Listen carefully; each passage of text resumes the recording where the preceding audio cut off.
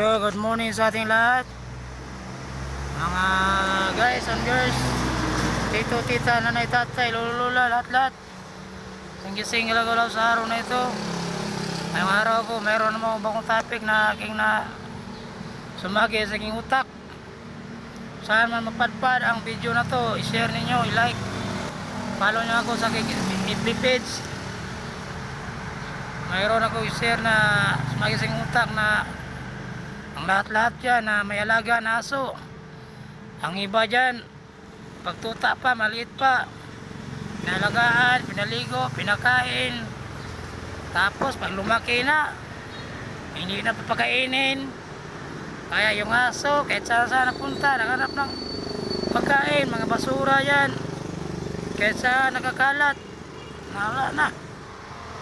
Makalat na kasi hinalungkat ng mga aso, lahat ng mga aso na tayo, pang malaga tayo ng mga aso na yan, dapat yung lumaki, tumanda na yan, pagkain natin, huwag natin na hayaan lang kasi malaki na.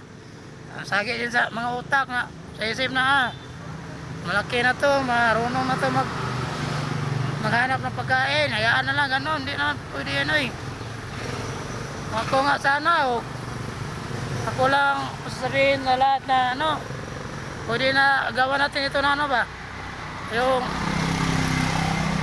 batas na pag ganyan ay pwede natin na to ulihin ang mga ito, tapos ating disiplinahin yung nasa mga bata dyan. Ano ba talagang sabi nyo nito na sila ay magalaga sila ng aso, pagtuta pa, pinapakain, alagaan, pinaligo, pag malaki na, hinayaan na lang, hindi na pakainin, kung saan saan na lang mapunta ba, saan saan lugar, ninalungkat sa mga basura, nahanap ng pagkain. Ano ba sa isip natin mga batas dyan sa gobyerno? Dapat gawa ito ng batas na ganito kasi ang mga basura natin dapat hindi yan na makalat kahit saan, makalat yan kasi sa mga aso, lalo na dito sa Dipolog City, sa ibang lugar pa, Davao, Cebu, kahit sa sulok ng Pilipinas. Ito, may asang alaga si Bantol. Maliit pa lang ito noon, ngayon malaki na. Pagkainin kong araw na ito. Bantol! Ito, tingnan nyo mabuti, malaki na yan, hindi na yan tuta, pinapakain ko ito. Bantol! Akala nyo, nag-ano ako sa inyo. Ito, maraming aso ito, gumagala. Kasi yung iba dyan, mag-alaga.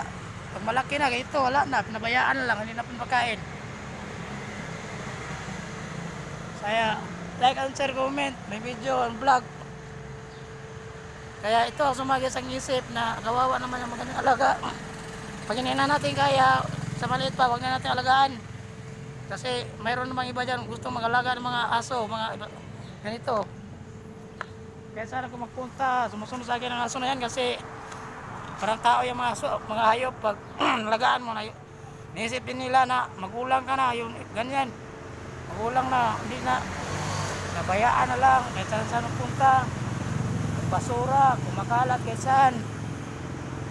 Kaya isip-isip muna tayo kung hindi natin kaya alagaan ng mga aso, huwag natin kunin kasi pagka yung iba nagalaga sa akin lang ano lang to sa inyo, yung paalala lang kasi lalo na ang mga basura dito sa iba't ibang dako ng Pilipinas ay kumakalat. Pero mayroon namang na lugar na ang mga aso hindi pwede na yung hayaan na lang. Ang malaking lugar wala na kasi kinukulong lang sa bahay, ganun ba? Yan ang tama, kinukulong lang, hindi na pinapalabas. Yung pag malaki na, yung probinsya natin dito sa Visayas at Mindanao, ganito ang mga ugali nila. Kaya gising-gising mga nasa batas. Kung kailangan ng batas na ganyan gawin na natin kasi iba na ang panahon ngayon, moderno na tayo ngayon. Share, like and comment, support my video and channel, Enrique Sandoke. Kayo ang dahilan kaya nandito ako nag-vlog. Thank you for watching.